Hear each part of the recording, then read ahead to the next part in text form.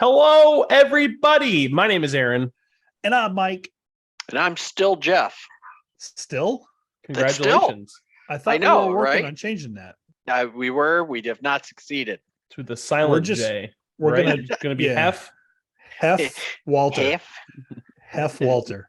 We're just gonna call you J Dubs. J Dubs. J Dubs. I like that a lot. So welcome to the AMPED Golf Podcast. This is where we get together, three nobodies really that love golf, and talk about what we've seen in the news and what's going on with our lives and our games so far. So I got one quick thing to get out of the way. Aaron, you might not remember him. Jeff, you probably do, but Tom Weisskopf died. Yeah. Oh, yes, yeah. I saw that. Tom Weisskopf is. Okay. I didn't know if you knew. He was a big course designer, also 1973 Open champion, and the architect of one of Michigan's most revered golf courses, apparently, which I did not know. And I did not know this either. He hails from Ohio. He went to Ohio State. Yeah, he sure did. Okay. And they said he was going to be the next Jack Nicklaus. He was one of the first to be the next blah, blah, blah people, apparently. So right. He's gone. It's a shame. He fought cancer. I think pancreatic cancer for about a year. Yeah, that's a tough road to hoe. I'll tell you what. What golf course did he design? That you said in Michigan? Yeah, Forest Dunes in Rose Common, ranked number 60 in the country this year among Golf Week's best courses you can play, and Golf Week's number 4 public access course in Michigan. So I'm thinking it deserves a trip to pay homage and play a course that's going to kick our ass, right? Right.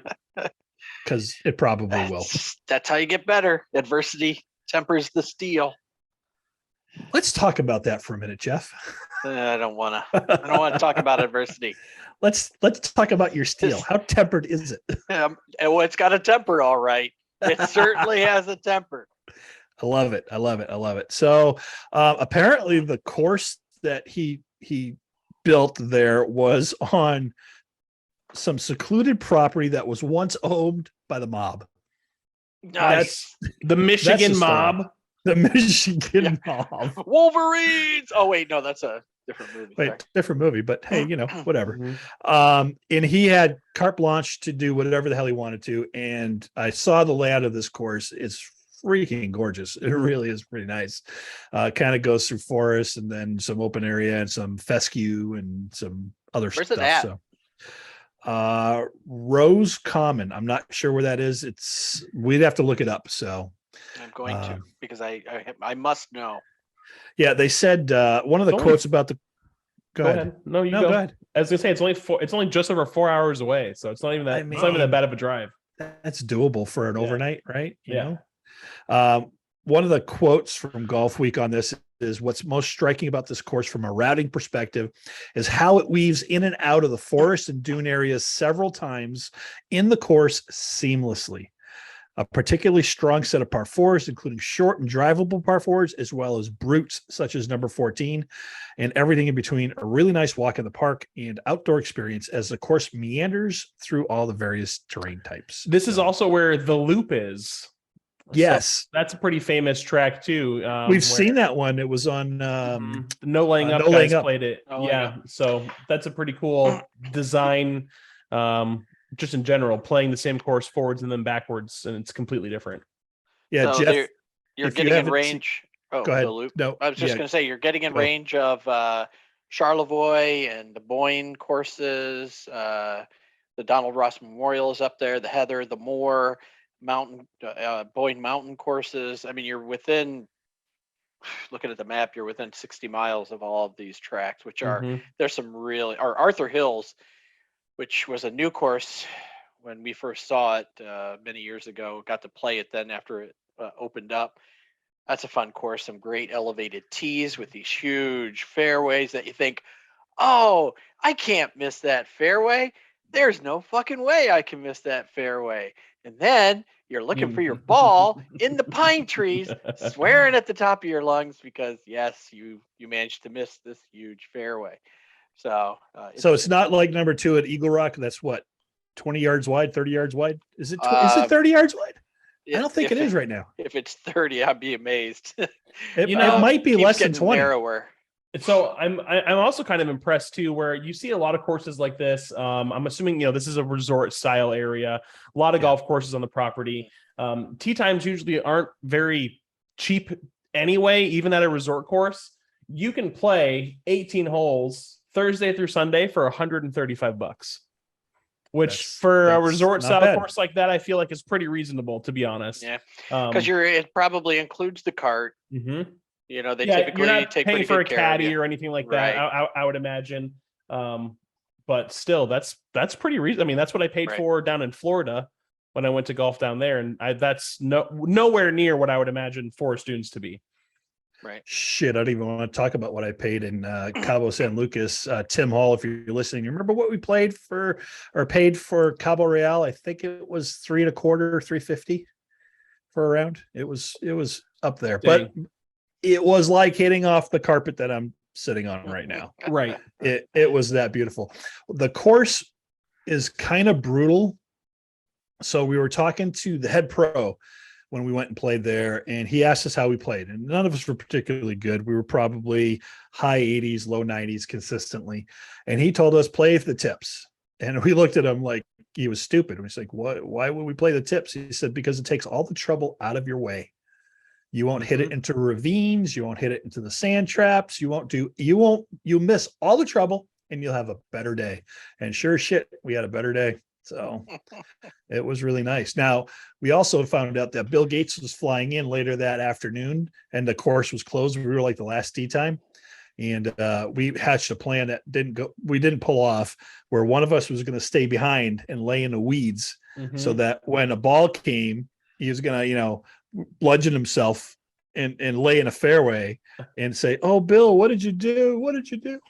Where am I? What's my name? Yeah, who are you? What did you do to me? Why did you do that?"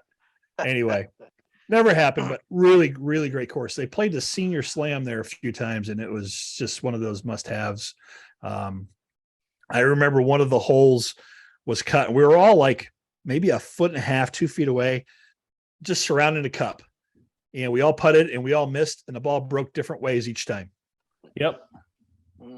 What the hell? I think it was a Jack Nicklaus course or something. Just what the hell happened there? So putting is not an exact science. I think you and I talked about this, Dad, where there was a video we watched where a guy, rolled the exact same putt like 3 or 4 different times, and every single time something different happened. Yeah. They said, if you think putting is all skill and not a little bit of luck, watch this. Yep. And he had like a stimp meter, and he just rolled the ball, and it hits that wrong blade of grass that's sticking straight up. Yeah. You can send it anywhere. Absolutely. A bug you don't see, a dew drop on the grass, gravity fluctuates for a second. the earth spun up for just that millisecond. Oh my God. It could happen. Yeah. Could happen. Yeah, we're not Cam Smith. We're not Patrick Cantley. So, we're not going to roll into 30-footers all the time. So on the undulating greens that they play on. Once in a while.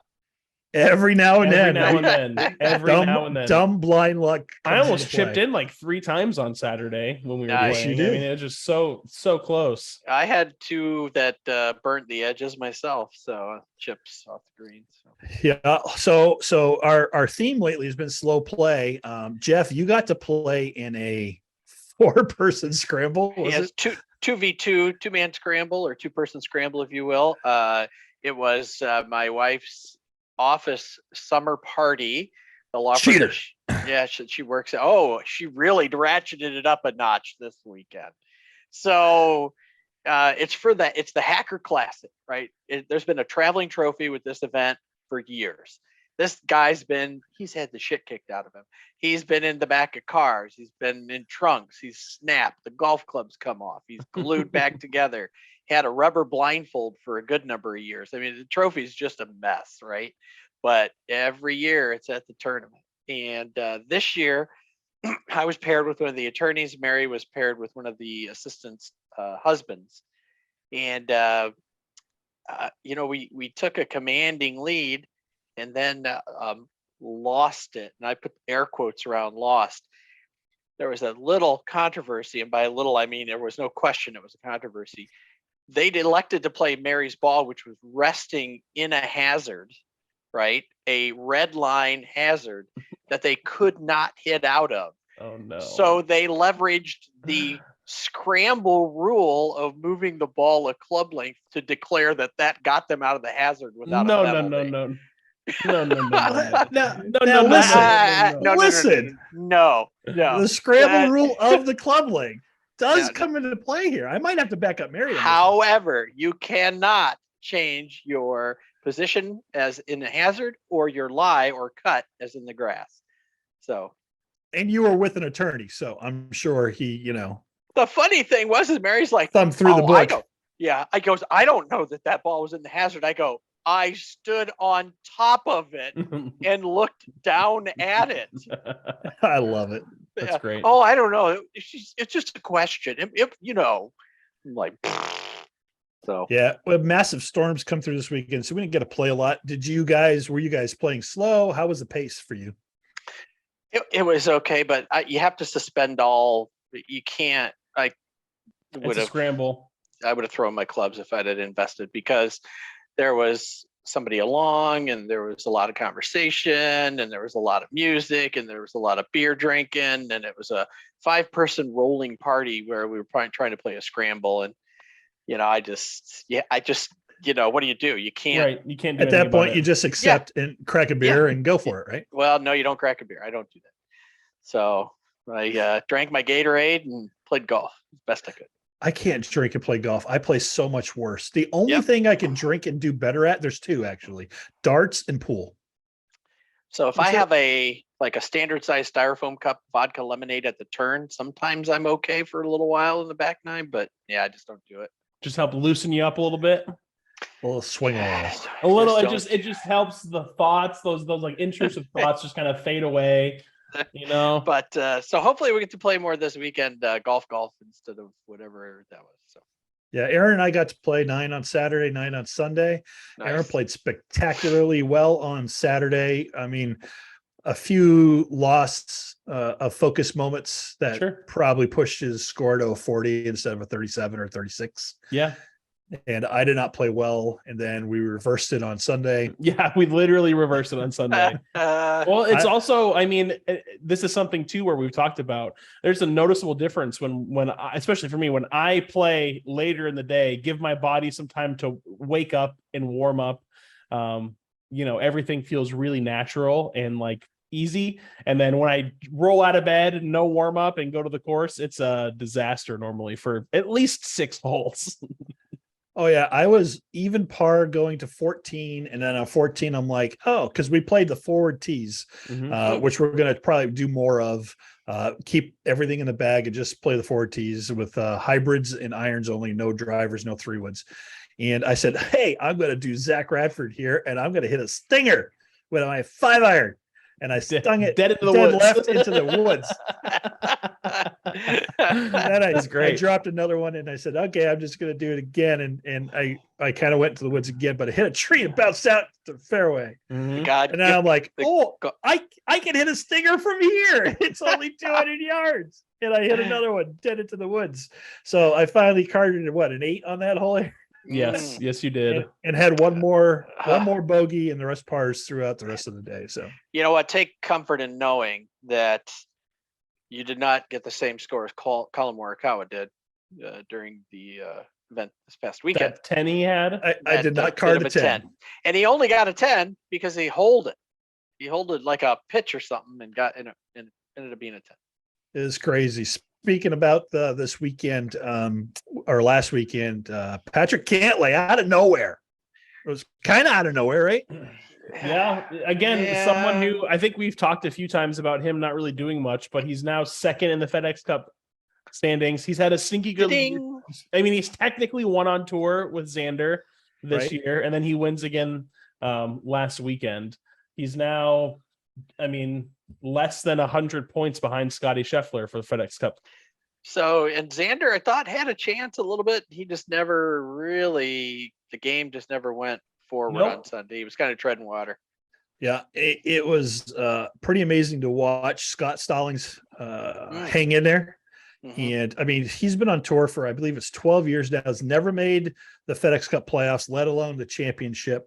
And he had a real chance for a while to win it. Yep. he didn't lose it. I think Patrick won it. The greens were hard. He had lots of opportunities for birdies, but they were, 12, 13, 14-foot putts, and they just kept sliding by. I was pulling for him because I remember what he looked like when he first started on tour and what he was like, a couple of years in. He was kind of pudgy and not really in shape, and he got into some serious shape over the last couple of years, and he works out religiously, apparently.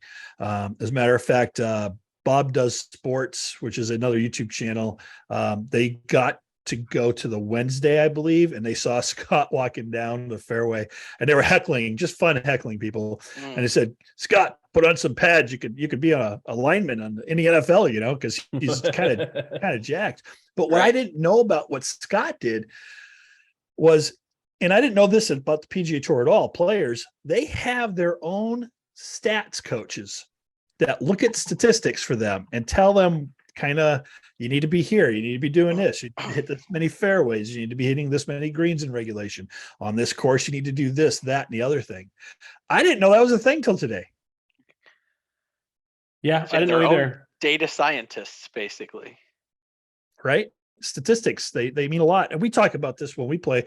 Shit, if we could just keep it in the fairway more, we'd score better every time. Well, if we can just keep it in a relative safety, so we're not punching under trees or having that's the biggest thing, is take all the fun away. Right. We're not just putting it's not just keeping ourselves in the fairway. It's not blasting one so far into the trees or rough or out somewhere crazy where you can't do anything except for punch it. Yeah. Yeah. And not trying to hit the miracle shot, because how many times have we been in somewhere and go, hey, there's a 3-foot window there. I could get the ball through that. I only have to keep it under this 10-foot branch, then elevate it 60 feet after that to get through this window. I got that shot in my bag. Easy. Yeah, that's no problem at all. So I think we've all been a little bit better at that, taking our medicine when it's given to us and punching the ball to a spot where we can actually hit another shot. So that's definitely something I think we do a little bit better. Anyway, Stallings, he makes the FedEx Cup playoffs, and it was fascinating for me anyway, watching it and watching all these players that were anywhere from 25 to 35, and how throughout the day they'd fall and rise. And he's number 30. He's now number 32. If Adam Scott sinks this putt for a par, he'll finish, at 27. If he misses it, he's going to finish at 33. It was crazy. And speaking of Adam, he hit a massive bunker shot on 18, I believe it was, and then parred it to get in. So congratulations. That was talk about pressure. Thagala, who made it on the number 30, he was 30th, I believe, was talking beforehand how he could not focus and concentrate on the driving range because he was so freaking nervous about, am I going to play well enough to make it or not play well enough? Man. And good for him. He made it his rookie year. And he's he comes through and makes it on the numbers. Going to East Lake. Yeah, that's fantastic. So right now, this is what it looks like at East Lake. Scotty Scheffler starts in the number 1 slot at 10 under, followed by Cantlay at 8 under. Zalatoris, who is not going to play now. Did you guys? That's a shame. Sent you a text. I just feel like he had everything going into this. Oh man, last couple of tournaments, and to have those. What did you say? A slip disc. 2 herniated discs. Herniated discs. Yeah, that sucks. Ouch. He's not going to be doing much turning and swinging for a little while. Oh, so he's out of this, and he's out of the President's Cup, which is a big loss. Yeah. That's a huge loss. So, and I don't know if they replace him. I actually don't think they do, but I haven't been able to look today to see what happens if somebody falls out. Do they actually replace him? I wish they would, because 30 people is better than 29, in my opinion. I think they. Oh, you mean replace them in the playoffs? I don't know. Yeah. That's a good question. Yeah. Shoffley is next at 6 under. Sam Burns is at 5 under. Then Cam Smith, Rory, Finau, Sepp Straka, and Sanjay M are at 4 under, followed by Rahm, Stallings, JT, Cam Young, and Fitzpatrick at 3 under. Homa, Matsuyama, Spieth, Joaquin Niemann, who I didn't even know he made it. That's how much attention I actually paid to it. An idiot. And Victor Hovland started 2 under. Morikawa, Horschel, and Tom Hoagie Yeah. Corey Connors, Brian Harmon at 1 under, and then KH Lee, JT Poston, Thigala, Adam Scott, and Aaron Wise at even par. So the even par 1 under, 2 under people, that'll be really a tough row, right? Tough row to hoe there. But if I remember correctly, Aaron, we were talking about this last year. Rom and oh my God, one of the dudes that went to live did 14 under last year and almost pulled it out. Yeah. So, but here's the thing: the statistics on Scheffler say that if he's around for the weekend, he moves a lot. Like he gets a lot of birdies. Mm-hmm. So if he doesn't get cut from an event, the chances of him making a move and doing extremely well are there. And it's a no-cut event this weekend. It's going to be hard to beat him. Where does he have to finish? Do we know like where he has to finish if he doesn't win it all?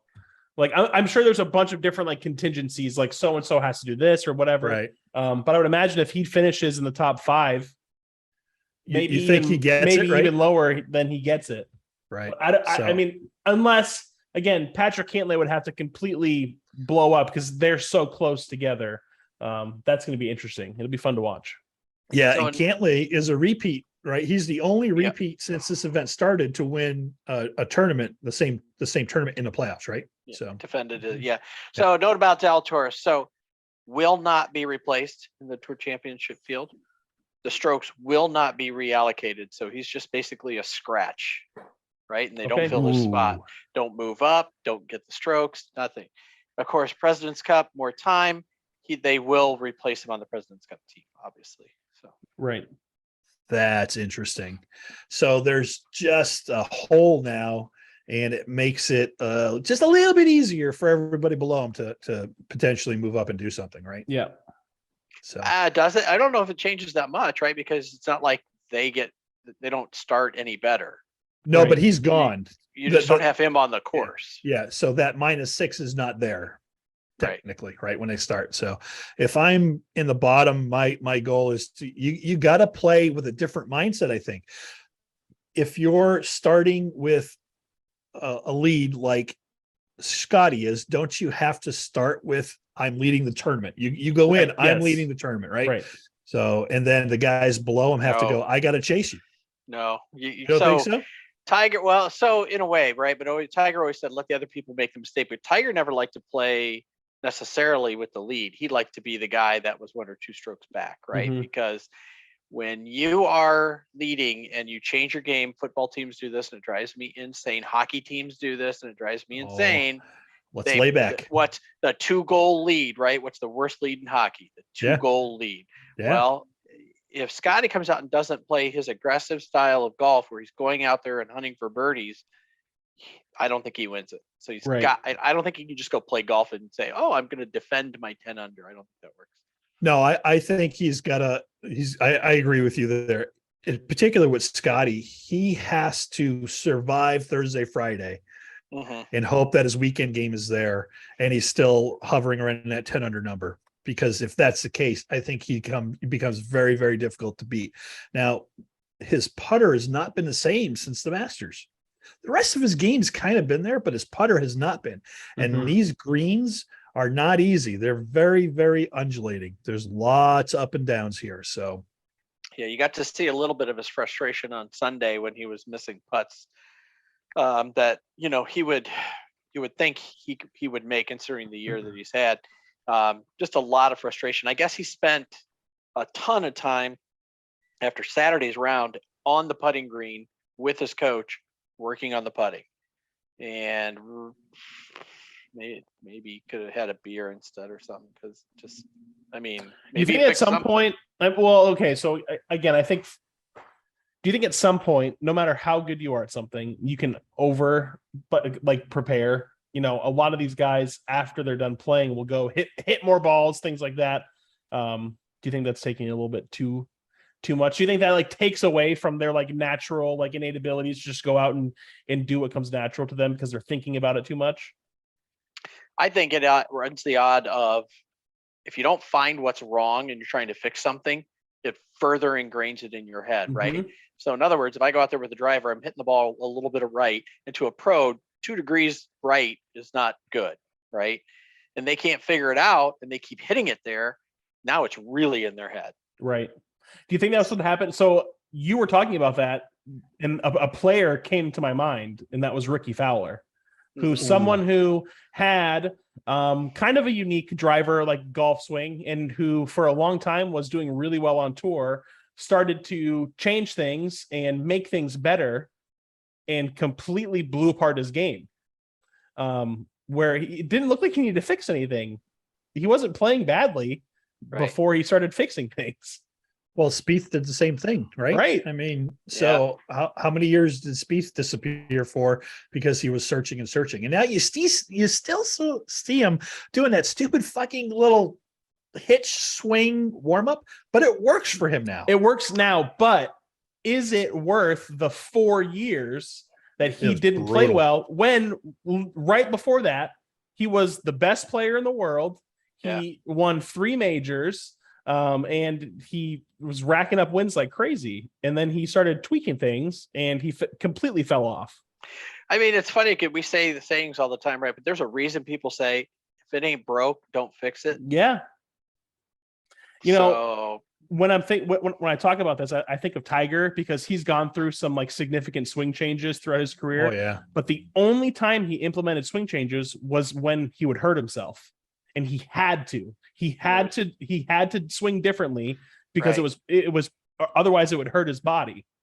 Well, like after the winning the which 2008 on the knee, 2008 Open. Oh, the US Open. The US Open. The US against Open. Rocco Mediate. Yeah. Rocco Mediate. What a great tournament to watch. There's a great USGA movie on YouTube about that. It's really, really good watch. Really? Yeah. What's it called? Do you remember? It's like I can look it up right now, actually. It's like a Tiger Woods versus Rocco Mediate epic US Open, something like that. But it's really well done. Yeah. So I mean, amazing. When you know the effect of his swing across that left knee for so many years, tore it up, right? And so that's when we started. To your point, Aaron, one of Tiger's swing changes came out right after that season. Yeah. Yep. Because he had to. Yeah. He's one of those guys though that isn't going to implement that change on the golf course unless it's perfect on a range, right? And he's practice it. I feel like there are a lot of people, myself included, who will go, hey, this is great. It worked great on a range. Let's go immediately to the golf course and implement this swing change, and let's make our life better. And it doesn't. No. And it doesn't. I'm just now reaping the benefits of working on my swing. Like this last 2 months, I think things are starting to really, really click. I just think it's really funny, and it's just something that I think about a lot, is a lot of these pro players, in my opinion, seem to hurt themselves when they fix things that, like you said, that aren't necessarily broken. Right. And again, I don't know shit. So like, of course, there's probably things that they're taking into consideration before they make these changes. But to me, it's just, why would you do that? Don't fix it if it ain't broke. Yeah. Yeah. And if you want, Aaron, I can introduce you to shit, because I know shit really well. So perfect. We're close friends. So good. Just in case. If you need any bad habits too, I have quite a few I can give you. Listen, I have so many of my own too. I am not implementing the chicken wing, Jeff. I'm not going to do it. Come on, the flying elbow, man. Yeah, I'm not doing it. Not doing it. Best thing ever. So you're right. The swing changes are a part of life, especially as you get older. You'll get there someday, Aaron. Jeff and I are experiencing some of this now. Jeff is experiencing the rebuilding of a swing after, basically 2 years after the rebuilding of a shoulder. Yeah. So, and I feel like I'm in a good place with my swing right now. I'm very happy with the way I played on Sunday. I've had some really good outings this year, and I think it's right there. One of the things that we don't do very well is we don't take our time. Our pace of play is so fast sometimes, we really need to take a beat. And Jeff's really good at doing the same putting routine over and over and over and over and over again, no matter what. I am horrible at it. Aaron, I think you're decent at it, but not as consistent as you could Sometimes I think the only time I don't do like at least 1 or 2 practice swings or try to, look behind the putt for a second is when Right. it's like a 7 and I just walk up and hit it, because at that point I don't really care. Yeah, I think we all do that. Yeah. I know that my thing that I've wanted to work on and I continue to beat is the chipping and around the green, and so I can get closer to the hole and leave myself a 2-footer instead of a 6-footer, every time. So And the putting routine came about. So it's been harder for me to get to the green. So I've always said, if I'm going to make any hay and the sun is going to shine at all for me, it's going to be on the putting surface, right? And the only way I could be consistent with my putting was to have a very consistent routine. And it's, whenever I'm lining up, it's always, I always try to use the same routine, because it puts my head in the spot where I need to be, where I think I'm going to make every single putt. yeah. And the license plate I had in New Hampshire was 3-putt. So yeah, we try to avoid those, but we get some 4s, and you don't like to do that stuff. No, you don't. I think our games are where they're at. I think we all have room for improvement and pretty decent room for improvement. I think we're going to get there as long as we continue to play and stop getting hurt. Aaron, you don't have anything to worry about there. Really, you're just pretty young still and pretty limber. So you find some wood to knock on really quick.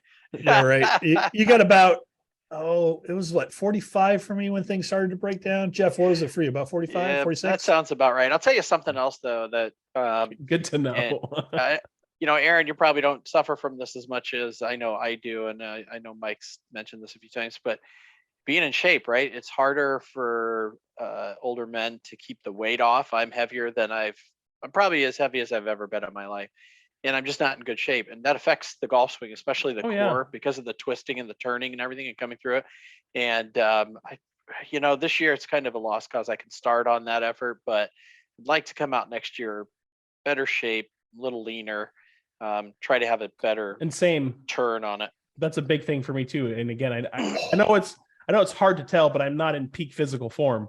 You look svelte and sexy to me. I know. What? But that's a big thing. I want to be more flexible. I want to be able to take, to rotate more, right. and have my body do those things. And it's frustrating that it can't. So that's a big goal for me next year too. And going in with this, a lot of changes happening in my house with some other personal issues going on too. Getting into shape is huge. Yeah, so big for the game. I had an idea about this.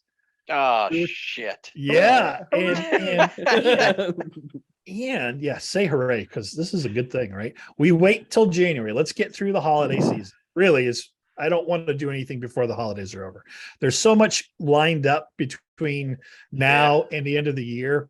I think it just sets me up for failure. But I've been very successful in January, February, March, April. Those months, really focusing on losing and gaining, more muscle or just getting more flexible. I think we do this. Hot yoga.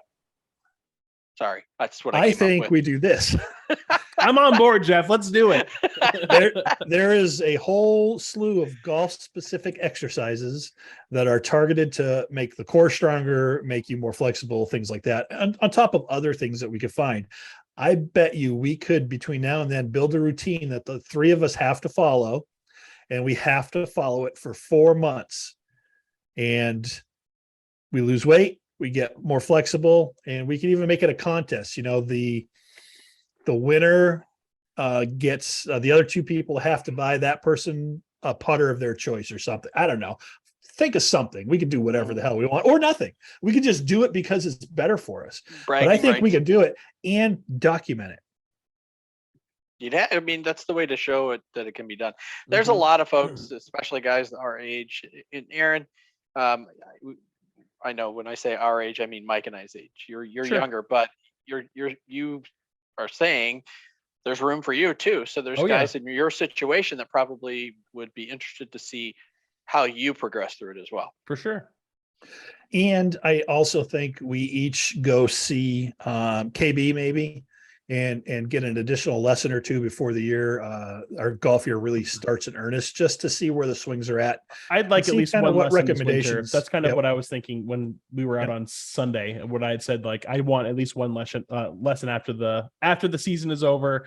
Things that I can work on in my garage over the winter, and Right. stuff like that. Right. And we can document that if we go back to back with him and record it as well and share that with everybody, just so that people can follow our progress. Look, we're nothing special. We're special in our own minds, and we all have an idea of where we think our golf game should be, as opposed to where it is. You know, let's put it out there, let everybody know where we think it should be, and then let's try to get it to that point and document it. You know, what the hell? There are people out there that will never break 90 and they still have a good time, you know.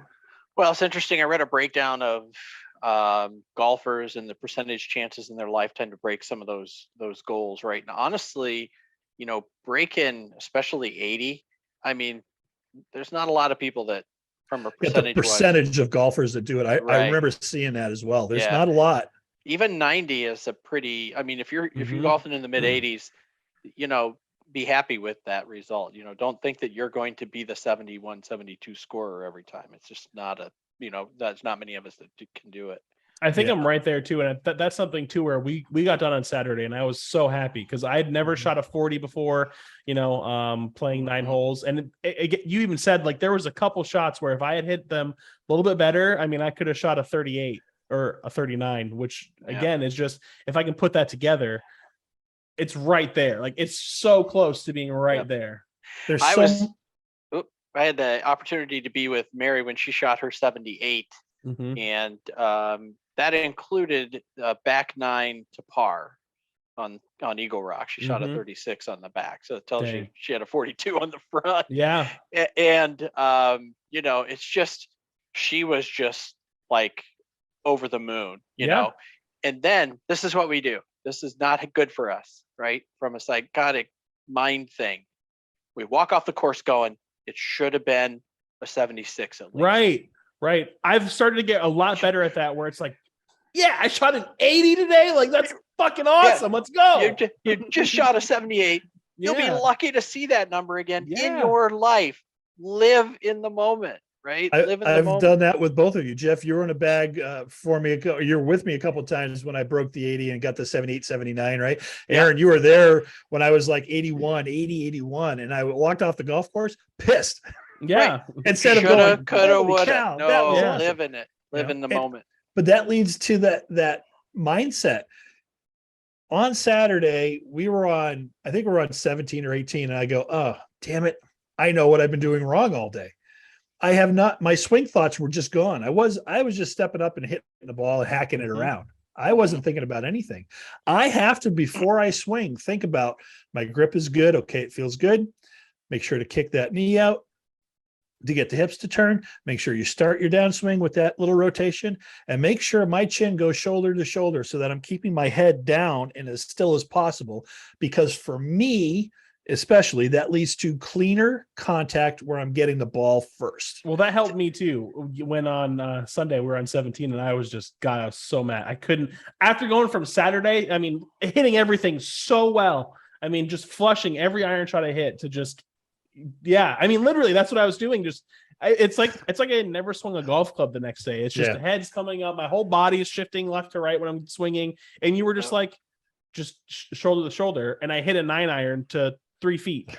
Yeah. That's beautiful. That's ridiculous. So it's funny how everybody has a different pre-shot routine. Like for mine, like, you know, so Mike, you're involved in the mechanics of the shot, right? So you want to make sure that you're, you know, X, Y, Z. So I have very little mechanics in my head at a golf shot, right? I have picked my shot. I've picked whether I want it high, low, medium, normal flight. Do I want front, back of my stance? You know, what am I going to do with the ball? Where's my line? And then I get over and the one thing I do think about is, because I have to every time, is try to keep my right elbow on my right hip, right? So I'm trying to, but I don't, mechanics are not in my mind. I am done with mechanics when I'm swinging. Yeah. When I'm really in trouble, I'm in my backswing thinking, okay, you didn't kick that knee out far enough. God, that's the worst place a golfer That's could so be. bad. I know it's so Yeah. bad. Because you're gonna try to adjust it when Oh, you're yeah, coming and I down, do, and I do. that's when you get those little hosel rockets that you have every Yeah, once in a while that just go everywhere. Yeah, you can't. That's the worst place a golfer ends up. Is Yeah. all in your head, right at the top of the back. So bad. Yeah. I'm not there as much as I used to be. And actually, I'm really happy with the contact I'm making these days. I've Yep. got distance back on pretty much everything that I thought I'd lost forever. It's still there. So that's good. I mean, I'd love to hear what listeners think, and in the comments below, if you're watching this on YouTube, what do you think about what is your thought process going into it? And what is your Achilles heel? What kills you, right? Because everybody has that killer and that one really bad habit. Mine right now is sawing off my follow through, especially with my driver, which Mary, causes that nice left miss for me. Yeah. It's just oh God. It's just my hands. That's the biggest thing. It's just my hands are open and I know that they are now. I can feel them. And that's something too where I remember a couple years ago, you were telling me like you'll get there, like you just play more, you'll be able to feel your hands. Yep. I didn't believe you. I was like, there's no way you'll be able to feel. I can't. Like I know exactly what's going on. And it's so frustrating because you know what's happening, but you can't slow your body down to like implement that. Right. Yeah. Mine is getting the swing out, and because I'm not as flexible in my shoulders anymore and I want some more rotation, I will be fine until about just past halfway, right? And then I let the swing collapse over my back and the arm comes loose. Mm-hmm. And then I'm in a world of hurt because I can't get anywhere from there. And so the only thing I can do to get the club back is push the left shoulder through and tighten up. And then I come across it and I hit these god awful bullets to the left, because I'm coming across the ball every time. Yeah. Your contact has been really good lately, though, Jeff. You might push the ball some, but your contact with the ball has been very crispy. So it's nice. And I think it's helped that you're taking some pressure off yourself by moving up to a more comfortable playing distance by playing a different set of tees. Yeah. And while other people will go, oh, what's that guy doing? You know what? Fuck you. I'm here to have fun. And if golf is not fun, why are we playing it? Yeah. There's no reason to. I don't carry a handicap. I'm not in a league. There's no money on the line except the occasional beer or whatever the case may be, or, pinch on the rear end from my wife, but that's it. Right. I just am golfing to enjoy the sport. There's nothing on the line. And I think people forget that. We get wrapped up in this game. Like guys go out and they're 120 shooters, right? You don't have to shoot a 120. Move up. Shoot 100. Yeah. Have more fun. Make the game easier for you. There's nothing wrong with making it a little bit easier for you so you can have a more enjoyable experience. Right. Nothing wrong with that. Don't torture yourself. If you want to torture yourself, that's fine. Do yard work all day. I mean, if that's what you want to do, go do that. Don't pay to go to a golf course and torture yourself. And if the people you're playing with are going to give you like a ridiculously hard time or put you down for moving up to different tees, you should probably find some different playing partners. Or call me because I'm going to be playing from those tees for a while. Right. We will join you. Well, it's something that Aaron and I talked about quite a bit, actually, is playing the forward tees till we break par. Yeah. Yeah. Why not? There's all kinds of games too, and some things we should think about. The longer the season goes, obviously, then the courses seem to relax a little bit, right? Not as many people are out. One round, play 2 balls, always hit your best one. Oh yeah, that'd be cool. Next round, play 2 balls, always hit your worst one. Worst one, yeah. You could do one too where you could have like you start from the forward tees. If you make a birdie, you move back a tee. If you make a bogey, you go back up a tee. Par, whatever, it gives you different places, different shots. You have a different whole experience every time. I like this game because I'd be chipping from 10 yards by the time we got to the 4th hole. So I think that's great. That'd be my tee shot, 10 yards. Woo! Birdie. All right, I can back. I love it. That's a fantastic tangent that we went on there. I love this. I love it. Couple things before we go any further, though, is did you see what Rory and Tiger did? No. Oh, they started a company. Oh, cool. Yep. So they started a company where it's they're going to have what they want to do is the world's top golfers competing against each other in non-green grass stadium environments that don't conflict with the tour schedule. I did see something about this, but I didn't read the article because I didn't have time to like pull it up and read it. Right. So go ahead, Jeff. Well, I was just going to say, so I was doing a little math in my head, and the center field wall in most baseball stadiums, let's use our largest Pitcher wedge. Yeah, I mean, it's 420 feet, which is only 140 yards. Well, actually, what I think it's going to be, this is just my thought process when I started reading it.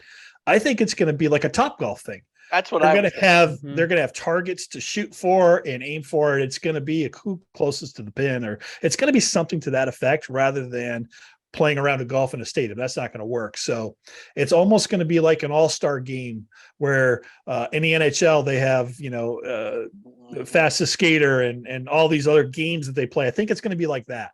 And it's just a way to get people involved, sell alcohol and other stuff because it's going to be in a stadium that does that. And then you get to watch the players hit their wedges and do stuff that maybe target hunt against a wall or something, So what I would like to see is every groundskeeper's nightmare for a baseball stadium is dig like a big pond and have to do trick shots across the pond, that'd be cool. Targets. Love that, right? Love that stuff. Was it John Rahm that hit the skipper on 16 on the Masters in a practice round that ended up being a hole-in-one? It was his birthday too. His birthday. That's right. Yeah. So crazy. That's great. That's so great. So they got together. They have a ton of money. Why wouldn't they do something like this? Yeah. And they're also doing stuff with technical things. So this company is supposed to bring this all together. They're investors in the company. They've already got other investors in the company lined up and ready to go as well. It's going to be cool to see what happens. And I'm hoping this makes some of the Netflix special that goes on, because I'd love to hear about it, right? Mike, if that Netflix special has everything in it that you want, it will be the longest special ever aired in the universe.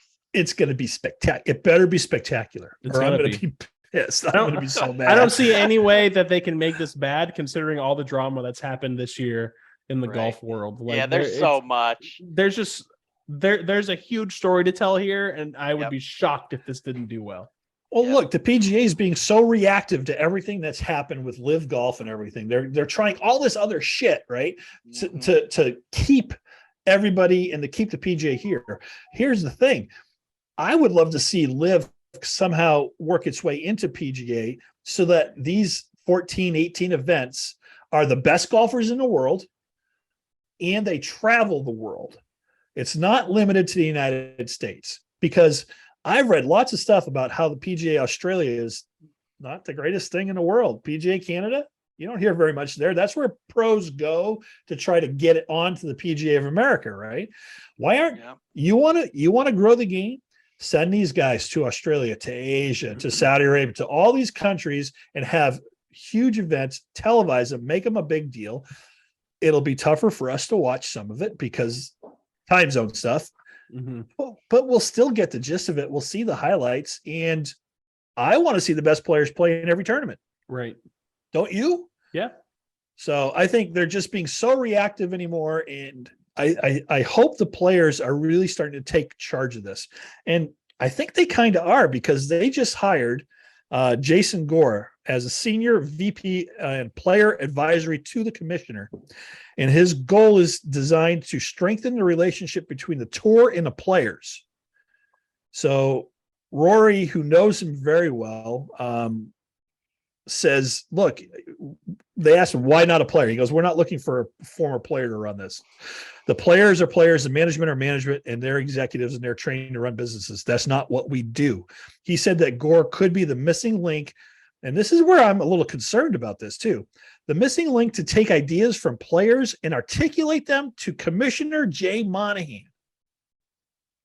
If it's a players tour, why the fuck do they have to articulate their ideas through an intermediary to Jay Monahan? Right.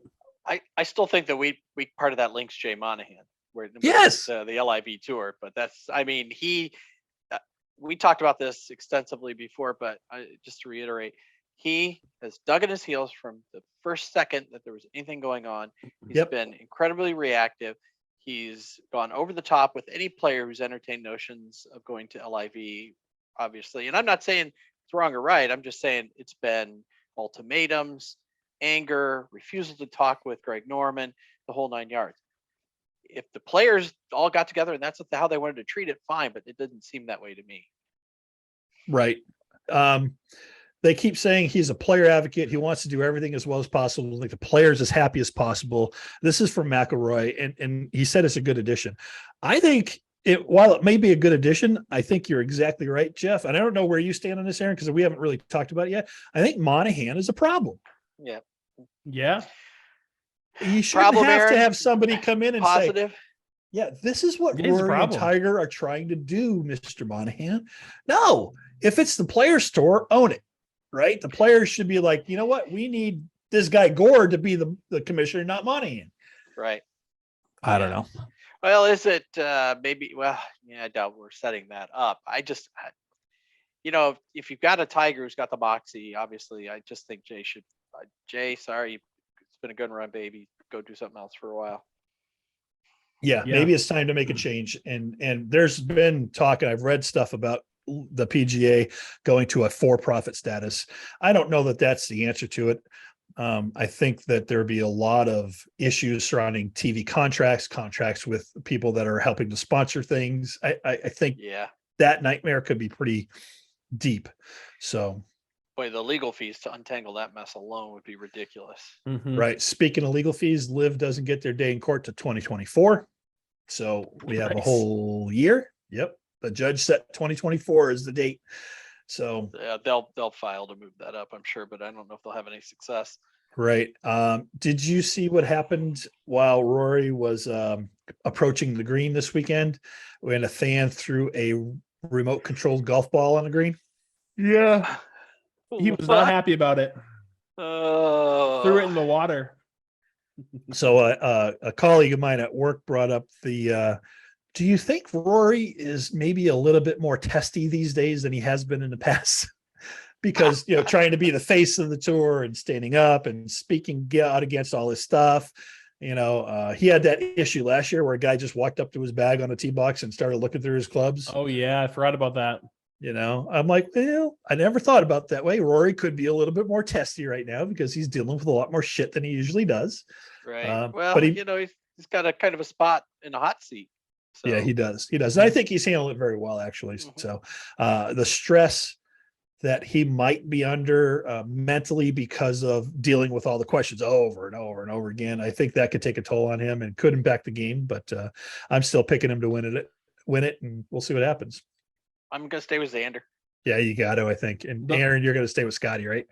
Yeah, I think that's just who I got to go with. If it was Will, if Will wasn't sick, I would be betting on him this weekend, but I got to go with Scott's a good horse. That's not a bad horse to put your money on. No, it's not at all. It's not at all. I saw, was it Nelly Corda played very well this weekend, Jeff?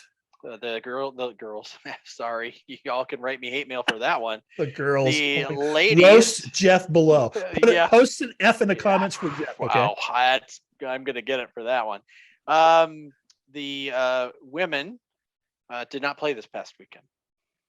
Wasn't there like an Amico or something event? There might have been. Yeah, there might have been, but I didn't catch that one. So Nelly played pretty well. I heard she won that little event. There were a lot of people giving him crap about that event, saying, "Oh, it's live, it's not. It wasn't anything like that." So leave the women alone. Let them play their game. So yeah, they are in Ottawa, Canada, this weekend at the CP Women's Open, and then they come to Highland Meadows in Sylvania, Ohio, Labor Day weekend. Nice. So gotta love that. Still don't know how to get tickets for that, but you don't know how to get tickets for that? It's not like a get tickets here kind of link. I haven't found the way to get them yet. So maybe we should enroll the cheater and trying to find us. Mary, and trying to find us tickets. Mary, if you're listening, you can give me all the crap you want this weekend. She just golfed Highland Meadows, as a matter of fact, a couple weekends ago. Oh, nice. I remember that in a nice course, something we want to play. Aaron, I was thinking, I was going through some stuff today and I came up with the Coyote Preserve book and thinking maybe we should call Jimmy and see if we get a game round and go play that course again. I'd like to play it when it's not raining and the weather's a little better. So that was a fun time.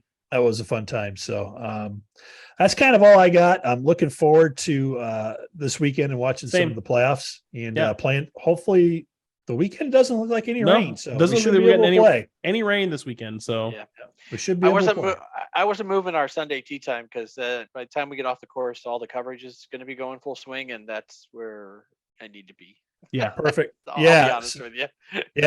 Maybe we could all get together and watch some golf together, and then we can report on it next week. So it's the wrap up, and then we've got a little bit of downtime before the season starts right up again. So I've been thinking about the one and done a lot, and I think the one and done carries into the playoffs. That would make it even more challenging for us. And that's what I hear some of the other people that are doing one and dones are doing right now. It just carries over right through the end of the playoffs. So interesting. If you pick one of these guys and you don't have a horse in a race towards the end, you kind of screwed yourself. But I think that's what we do. So I'll get the spreadsheet ready. Anybody that wants to join us can hit us up at ampedgolf@gmail.com. You can put comments here below. You can put comments on the Facebook page or DM us anywhere. So, and we'll get you added to it. And I know this, one of the podcasts I listen to is doing it where they're auctioning off a spot in their one and done. So that person gets to be, on the show giving their picks as well with that's pretty cool. Other members, and all the money's going to charity. We're not there yet, but someday maybe we'll get there. But everybody can play, anybody that wants to. And remember, you can only use the golfer one time for the entire season once you pick them. And it's all about, we can either do money earned or FedEx Cup points or whatever. So I'm thinking probably money earned. Yeah, money might be a good one. Which seems to be a common theme as well. We can do either way, but we don't have to decide today, but think about it and think about what you want to do. So yeah, for sure. Sounds good. Awesome. Cool. Well, I hope everybody has a great week. I hope if you're playing golf, you hit them straight, keep them in the short grass, and make many pars and birdies. So thanks for joining us again. Hit us up on Facebook or on Instagram or Twitter. We're on pretty much all the social platforms. And leave some comments below on what you think we need to talk about and what the winter looks like for you. And if we do this challenge about getting in shape, do you want to join us? Yeah. So lots of stuff to think about. So if we do this, we'll set out the rules and the details for everybody, and we will document it because, hey, what's not to like about seeing, two middle-aged fat guys and one 31-year-old stud, right? Lose weight and get in shape. Yeah. Everybody wants to see that. That's right. Thanks for joining us, everybody. Appreciate you. Have a great week. Bye. Have a great week, everybody.